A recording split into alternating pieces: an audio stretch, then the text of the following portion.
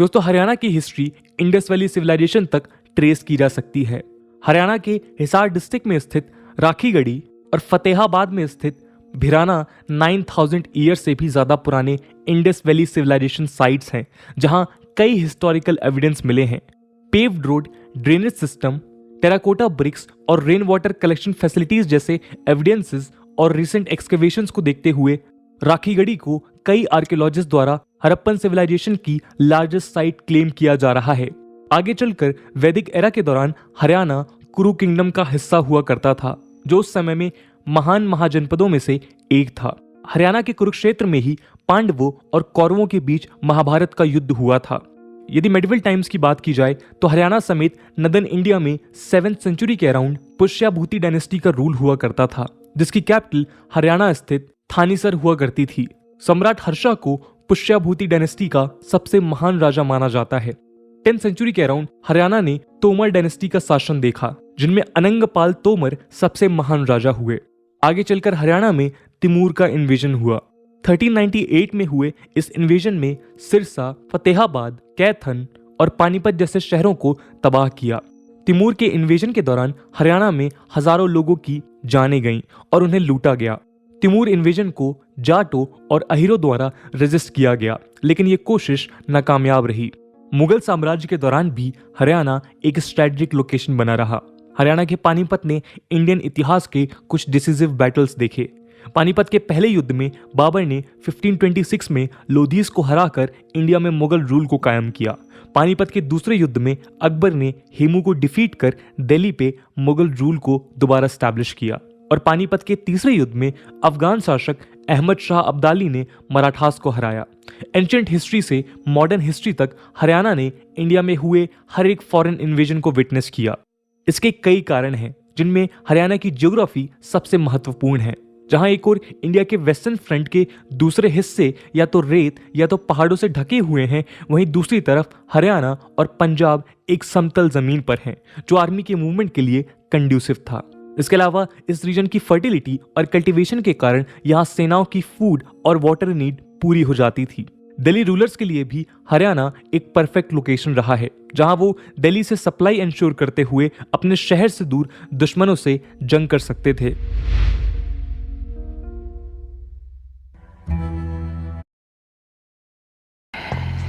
नहीं यार, stock market बहुत वॉलेटाइल है, बहुत रिस्की है, कोई फायदा नहीं। अरे लाला, बिना सीखे गाड़ी चलाओगे तो ठोकोगे ही ना। हाँ, यूनिवेस्ट के स्टॉक इनसाइड देखकर इन्वेस्ट करो, अपने आप इन्वेस्टमेंट की गाड़ी पटरी पे आ जाएगी। ये मस्त है यार, है ना? तो तुम बस डाउनलोड करो और इन्वेस्टमेंट। दोस्तों इंडिपेंडेंस के बाद पंजाब रीऑर्गेनाइजेशन के तहत 1 नवंबर 1966 के दिन हरियाणा सेपरेट स्टेट के तौर पे एग्जिस्टेंस में आया।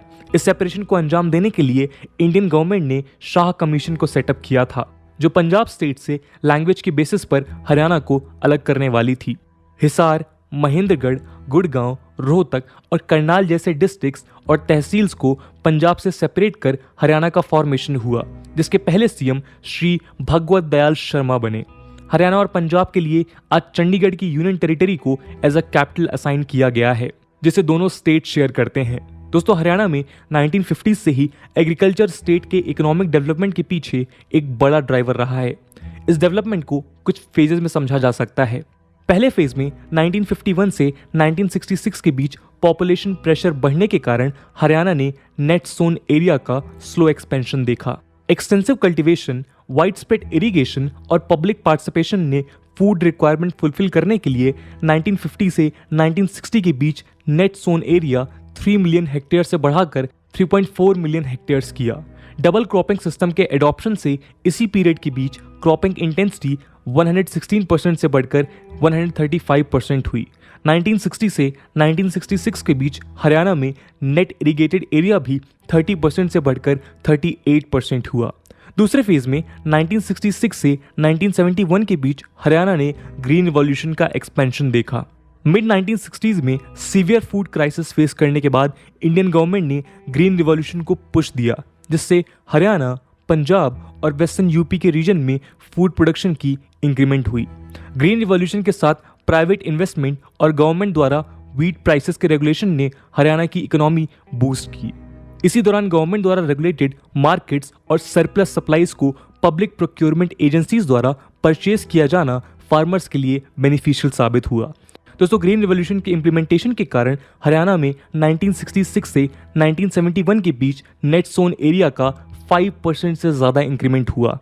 हरियाणा ने एग्रीकल्चर डेवलपमेंट के थर्ड फेज के अंडर 1971 से 1981 के बीच व्हीट रिवॉल्यूशन का कंसोलिडेशन देखा और इसी दौरान राइस व्हीट रोटेशन की भी शुरुआत हुई। इस फेज के दौरान राइस कल्टीवेशन के लिए अलॉटेड एरिया का सिग्निफिकेंट इंक्रीमेंट हुआ, जहां 1971 तक राइस कल्टीवेशन एरिया लगभग 2.9 लाख हेक्टेयर्स हुआ करती थी, वहीं 1981 तक ये बढ़कर लगभग 5 लाख हेक्टेयर्स हो गई। इसी दौरान एरिड और सेमी एरिड एरियाज में ट्यूबवेल्स के थ्रू ग्राउंड वाटर एक्सप्लॉयटेशन भी शुरू हुआ। व्हीट और राइस के लिए दिए जाने वाले प्राइस सपोर्ट ने rice wheat crop rotation farmers के लिए एक ल्यूक्रेटिव प्रोपोजिशन बनाया। इन ग्रोथ के फेजेस को देखने के बाद अगले 2 फेजेस में हरियाणा ने इंटेंसिव कल्टीवेशन के नेगेटिव इंपैक्ट्स को विटनेस किया। 1981 से 1991 के बीच जहां ग्राउंड वाटर डिप्लीशन और सॉइल डिग्रेडेशन जैसे इश्यूज सामने आए, वहीं 1990s में हरियाणा के मेजर सीरियल क्रॉप्स या तो स्टैग्नेशन स्टेज पे थे या डिक्लाइन कर रहे थे। इन फेजेस के दौरान हरियाणा के कई रीजन्स ने एक्यूट वाटर क्राइसिस भी फेस की, जिसके कारण व्हीट पर हेक्टेयर की वैल्यू तो इंक्रीज हुई, लेकिन उसी पीरियड में राइस पर हेक्टेयर की वैल्यू ने डिक्लाइन शो किया। दोस्तों, इन सब के बावजूद हरियाणा आज फूड प्रोडक्शन के मामले में एक सेल्फ सफिशिएंट स्टेट है और इंडिया के फूड ग्रेन्स के सेंट्रल पूल का सेकेंड लार्जेस्ट कंट्रीब्यूटर है। हरियाणा के पास इंडिया के टोटल एरिया का केवल 1.5% है, लेकिन आज वो इंडिया के टोटल एग्रीकल्चर प्रोड्यूस का 15% कंट्रीब्यूट करता है। अपने फाउंडेशन के बाद से आज तक हरियाणा का एग्रीकल्चर प्रोड्यूस 7 टाइम्स हो चुका है। डेटा के मुताबिक हरियाणा ने 2015 से 16 में लगभग 1.3 crore tonne wheat, 41 lakh tonne rice, 71 lakh tonne sugar cane, 9.9 lakh tonne cotton और 8.5 lakh tonne oil seeds produce किए। इसके अलावा वेजिटेबल प्रोडक्शन में potato 8.5 lakh tonnes, onion 7 lakh tonnes, tomato 6.75 lakh tonnes, cauliflower 5.78 lakh tonnes, leafy vegetables 3.7 lakh tonnes, brinjal 3.3 lakh tonnes, gourd 3 lakh tonnes और पीज 1 लाख टन्स प्रोड्यूस किए। दोस्तों, यदि हरियाणा में इंडस्ट्रियल डेवलपमेंट की बात की जाए तो 1966 तक इस रीजन की मैक्सिमम इंडस्ट्रीज पंजाब में लोकेटेड थी। इसके अलावा हरियाणा रीजन में प्रेजेंट इंडस्ट्रीज भी केवल भिवानी और महेंद्रगढ़ तक सीमित थीं, लेकिन 1960s के बाद ये सिचुएशन बदलने लगी। स्टेट गवर्नमेंट ने ऑटोनॉमस इंडस्ट्रियल पॉलिसीज परस्यू करते हुए स्टेट के पोटेंशियल को आइडेंटिफाई किया और दिल्ली से क्लोजनेस से एडवांटेज को ग्रेटर इंटेंसिटी से रीप करने के प्रयास किए। फरीदाबाद के अलावा हरियाणा में गुड़गांव का राइज हुआ। दिल्ली एनसीआर के पास डेवलप किए गए इस इंडस्ट्रियल सेंटर ने समय के साथ अपनी एक कमर्शियल और बिजनेस इमेज इंडिया समेत पूरे वर्ल्ड में बनाई। Automobile manufacturing, auto component manufacturing, garments export के अलावा गुड़गांव आज इंफॉर्मेशन टेक्नोलॉजी और सर्विसेज बेस्ड इंडस्ट्री का एक बेंचमार्क बन चुका है। हरियाणा में स्थित यमुनानगर के शुगर मिल्स और पेपर मिल्स एशिया में अपना नाम बना रहे हैं। इसके साथ यमुनानगर के thermal power plant, hydro electric power plant और स्टील ब्रास इंडस्ट्रीज ने भी हरियाणा के इंडस्ट्रियल सेक्टर को बूस्ट प्रोवाइड किया है। पानीपत में स्थित इंडियन ऑयल की पानीपत रिफाइनरी इंडिया की one of the most modern public sector refinery है। पंचकुला में गवर्नमेंट द्वारा सपोर्ट किए जाने के बाद आईटी सेक्टर और बीपीओ सर्विसेज का राइज हुआ, जिससे आईटी पार्क और नैनो सिटी ने प्रमोट किया। दोस्तों, इन सारे डेवलपमेंट्स ने हरियाणा की इकोनॉमी को नई बूस्ट प्रोवाइड की। एडवांस एस्टिमेट्स के मुताबिक 2021 से 22 के दौरान स्टेट जीडीपी 8.8 लाख करोड़ रहने की उम्मीद है। करंट प्राइसेस के अनुसार हरियाणा की जीडीपी 2021 से 22 में 15.8% तक ग्रो करने की उम्मीद है। हरियाणा आज कई लार्ज ऑटोमोटिव कंपनीज को होस्ट करता है। इंडिया में प्रोड्यूस्ड टोटल पैसेंजर कार्स का 2/3, ट्रैक्टर्स का 50%, मोटरसाइकिल्स का 60% और रेफ्रिजरेटर्स का 50% केवल हरियाणा में मैन्युफैक्चर होता है। हरियाणा ने इलेक्ट्रिक मशीनरी और इक्विपमेंट के मैन्युफैक्चरिंग और एक्सपोर्ट्स को इंक्रीज किया है। गवर्नमेंट सोर्सेज के अनुसार हरियाणा ने लास्ट ईयर $325.36 मिलियन के इलेक्ट्रिकल और कंपोनेंट एक्सपोर्ट किए थे। इसके साथ हरियाणा ने 12,480 मेगावाट की पावर जनरेशन कैपेसिटी भी इंस्टॉल की है, जो डोमेस्टिक और इंडस्ट्रियल यूनिट्स को एक रिलायबल पावर सप्लाई प्रोवाइड करती है। दोस्तों, हरियाणा की स्टेट गवर्नमेंट बिजनेस को इंडस्ट्रियल और इन्वेस्टमेंट पॉलिसी 2011 के अंडर कई फिजिकल और पॉलिसी इंसेंटिव्स प्रोवाइड करती है। इसके अलावा हरियाणा ने आईटी और टूरिज्म के लिए कई सेक्टर स्पेसिफिक पॉलिसीज भी प्रमोट किए हैं। Haryana state industrial and infrastructure development corporation limited यानी कि HSIIDC आज स्टेट की प्रीमियर इंडस्ट्रियल प्रमोशन और इन्वेस्टमेंट फैसिलिटेशन एजेंसी है, जो हरियाणा में इन्वेस्ट करने वाले एंटरप्रेन्योर्स को रिलायबल और एफिशिएंट फैसिलिटीज प्रोवाइड करती है। Department for promotion of industry and internal trade यानी कि DPIIT के अनुसार हरियाणा ने लास्ट फाइनेंशियल ईयर के दौरान $1.7 बिलियन की FDI इनफ्लो विटनेस की। दोस्तों, इन डेवलपमेंट्स के आंकड़ों के बावजूद हरियाणा आज कई इश्यूज फेस कर रहा है।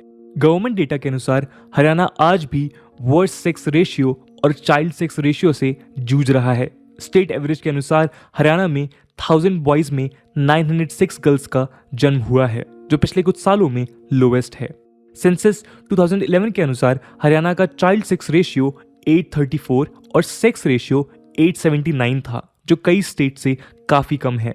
हरियाणा के इस लैगिंग रिकॉर्ड के पीछे कुछ डिस्ट्रिक्ट्स जैसे पलवल, कैथल, झाझर और सोनीपत का योगदान है।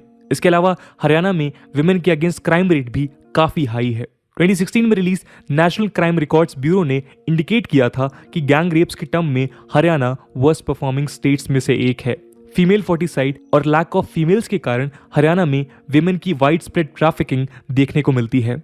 इसके अलावा हरियाणा ने लगातार बढ़ते रेवेन्यू डेफिसिट को भी देखा है, जिसे कोरोना वायरस पैंडेमिक ने फर्दर इंक्रीज किया है। दोस्तों, यूं तो हरियाणा इंडिया में एक लीडिंग एग्रीकल्चरल स्टेट है, लेकिन समय के साथ एक्सेसिव फार्मिंग और इरेशनल फर्टिलाइजर यूज के कारण एग्रीकल्चर आज नॉन प्रॉफिटेबल होता चला जा रहा है, जिसके पीछे सबसे बड़ा कारण हाई इनपुट कॉस्ट है। पिछले 4 दशकों में हरियाणा का ग्राउंड वाटर लेवल भी 50% से ज्यादा ड्रॉप हुआ है, जिसने फार्मर के लिए मुसीबतें और बढ़ाई हैं। इन सब के साथ डिवाइसिव पॉलिटिक्स ने हरियाणा में कास्ट इशू को भी प्रमोट किया है, जिसके कारण आज इंटर कास्ट राइवलरी हरियाणा में गहरी हो चुकी है। इंडस्ट्रियल राइज और स्टबल बर्निंग ने हरियाणा में एनवायरनमेंट के ऊपर भी नेगेटिव इंपैक्ट डाला है। दोस्तों, हरियाणा के पोटेंशियल को आइडेंटिफाई कर गवर्नमेंट आज कई स्टेप्स ले रही है, जिससे एक तरफ स्टेट की डेवलपमेंट को फर्दर बूस्ट मिलेगा, वहीं दूसरी ओर स्टेट के कई इश्यूज भी रिजॉल्व होंगे। गवर्नमेंट ने स्टेट में विमेन रिलेटेड इश्यूज को कर्ब करने के लिए आज कई स्कीम्स रन कर रखी हैं, जिससे सोसाइटी में विमेन की कंडीशन इंप्रूव की जा सके। अपनी बेटी अपना धन, लाडली स्कीम, मुख्यमंत्री विवाह शगुन योजना, देवीलाल राष्ट्रीय उत्थान एवं परिवार कल्याण योजना, देवी रूपक और ऐसी कई स्कीम से स्टेट में गर्ल चाइल्ड को लेकर कई हेल्प प्रोवाइड की जा रही हैं। वहीं financial assistance for higher competitive entrance examinations to SC/BC candidates through private institutions, creation of employment generation opportunities by setting up employment oriented institutes, training programs और scheme of hostels for other backward classes, boys and girls जैसी schemes की मदद से बच्चों के educational और overall development पे government ने फोकस किया है। गवर्नमेंट ने स्टेट में प्रेग्नेंट और लैक्टेटिंग मदर्स की हेल्थ को प्रायोरिटी असाइन करते हुए मुख्यमंत्री दूध उपहार योजना भी लॉन्च की है, जिससे उन्हें फ्री मिल्क प्रोवाइड होगा। रूरल एरियाज में सेफ वाटर की कम अवेलेबिलिटी को रिड्यूस करने के लिए गवर्नमेंट द्वारा लॉन्च नलका योजना रूरल एरियाज में टैप वाटर प्रोवाइड करने के लिए टारगेटेड है। एम्प्लॉयमेंट और इकोनॉमी पे फोकस करते हुए गवर्नमेंट ने कई स्कीम्स जैसे free swing machine scheme, handicapped pension scheme, आत्मनिर्भर हरियाणा लोन स्कीम जैसे इनिशिएटिव्स लिए हैं। गवर्नमेंट ने बिजनेस और इन्वेस्टमेंट को बूस्ट प्रोवाइड करने के लिए मानेसर और गुरुग्राम के आसपास ग्लोबल सिटी और कई टाउनशिप सेटअप करने के प्लान में है। हरियाणा ऑर्बिटल रेल कॉरिडोर की मदद से स्टेट में रेल इंफ्रास्ट्रक्चर को बूस्ट किया जा रहा है, जो स्टेट से पास डेडिकेटेड फ्रेट कॉरिडोर के फीडर लाइन का काम करेगी। सोनीपत और सोहना के पास इंडस्ट्रियल और कमर्शियल टाउनशिप का डेवलप होना भी स्टेट के इंडस्ट्रियल सेक्टर को बूस्ट प्रोवाइड करेगा। स्टेट की पोटेंशियल और नीड्स को समझते हुए स्टेट में नेशनल हाईवेज की डेवलपमेंट पे भी फोकस किया जा रहा है। ईस्ट वेस्ट एक्सप्रेसवे समेत ऐसे कई प्रोजेक्ट आज स्टेट में NHAI द्वारा प्लान और एग्जीक्यूट किए जा रहे हैं, जो हरियाणा के मल्टीपल लोकेशंस के बीच इजी कनेक्टिविटी प्रोवाइड करेंगे। दोस्तों इन सब के अलावा हरियाणा ने स्पोर्ट्स डोमेन में भी नेशनल और इंटरनेशनल लेवल पे अपनी एक अलग पहचान बनाई है। हरियाणा के स्पोर्ट्स पर्सन ने हर एक डोमेन में सारे प्लेटफॉर्म्स पे हरियाणा का नाम रोशन किया है। कपिल देव से लेकर नीरज चोपड़ा तक ने हरियाणा समेत पूरे भारत का दुनिया में सर ऊंचा करवाया है। स्टेट के इस पोटेंशियल को टैप करने के लिए गवर्नमेंट कई इनिशिएटिव्स ले रही है। 2006 से ही गवर्नमेंट द्वारा लॉन्च्ड फॉर्मल स्पोर्ट्स पॉलिसी के तहत कई इनिशिएटिव्स लिए गए हैं, जिसमें objective, action plan, roles, responsibilities etcetera शामिल है। गवर्नमेंट ने स्पोर्ट्स को सपोर्ट करने के लिए इंफ्रास्ट्रक्चर की नीड को समझते हुए कई स्पोर्ट्स नर्सरीज का सेटअप किया है, जहां फ्री हॉस्टल्स, गेम्स किट और ट्रेनिंग प्रोवाइड की जाती है। ब्लॉक लेवल से लेकर डिस्ट्रिक्ट लेवल तक स्टेडियम्स के सेटअप ने भी हरियाणा में स्पोर्ट्स को बूस्ट प्रोवाइड किया है। वैसे प्लेयर्स जो इंटरनेशनल इवेंट्स में मेडल विन करते हैं, स्टेट गवर्नमेंट द्वारा दिए जाने वाले कैश प्राइजेस और दूसरे इंसेंटिव्स ने सपोर्ट प्रोवाइड किया है। परफॉर्मिंग प्लेयर के लिए गवर्नमेंट जॉब्स भी हरियाणा में स्पोर्ट्स को अट्रैक्टिव बनाने का काम करती हैं। तो दोस्तों ये थी कहानी हरियाणा की, जिसने